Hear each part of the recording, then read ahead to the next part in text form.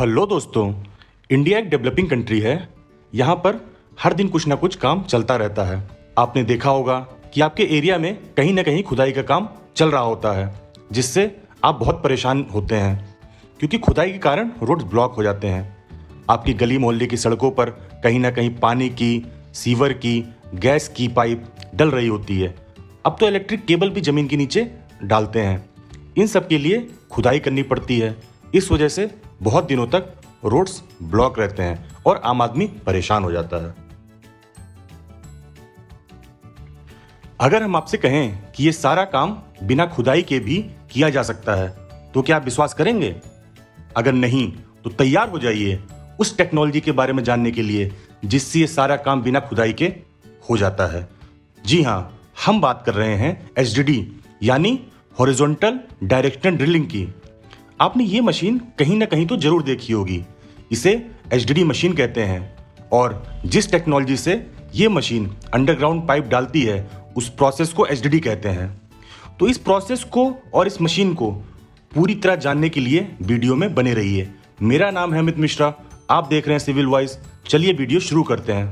पहले कोई पाइप या इलेक्ट्रिक केबल जमीन के नीचे डालने के लिए एक ही तरीका हुआ करता था कि जमीन में खुदाई करके इसे डाला जाए, पर HDD मेथड में ऐसा नहीं होता है।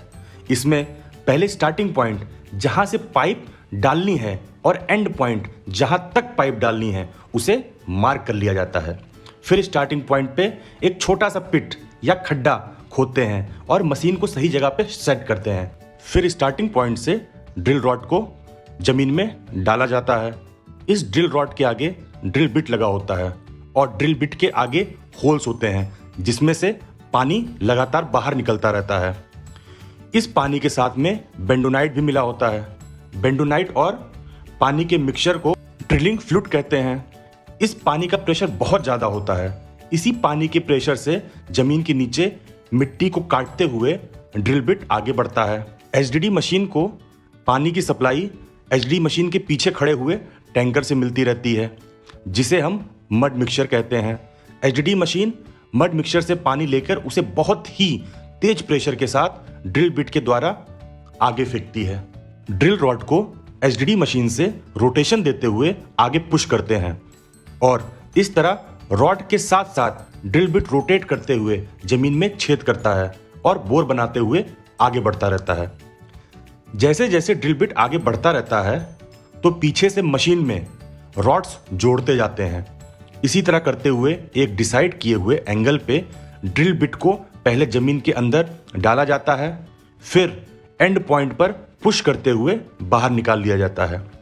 ये ड्रिल बिट किस एंगल पे पुश होगा इसे इंजीनियर्स कुछ कैलकुलेशन की मदद से निकाल लेते हैं।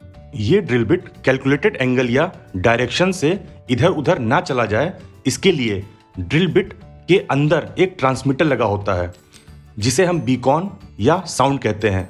ये ट्रांसमीटर लगातार फ्रीक्वेंसी छोड़ता रहता है जिससे जमीन के ऊपर एक ट्रैकिंग डिवाइस से रिसीव किया जाता है। इस ट्रैकिंग डिवाइस से ऊपर खड़ा ट्रैकर ड्रिलिंग बिट को सही डायरेक्शन देता है और उसे निश्चित किए हुए जगह से इधर उधर भटकने नहीं देता है। ये ट्रैकिंग डिवाइस जो भी डाटा कलेक्ट करता है वो HDD मशीन के ऑपरेटर के पास लगे हुए स्क्रीन पर भी दिखता रहता है। मशीन ऑपरेटर और ट्रैकर आपस में वॉकी टॉकी की मदद से बात करते हैं।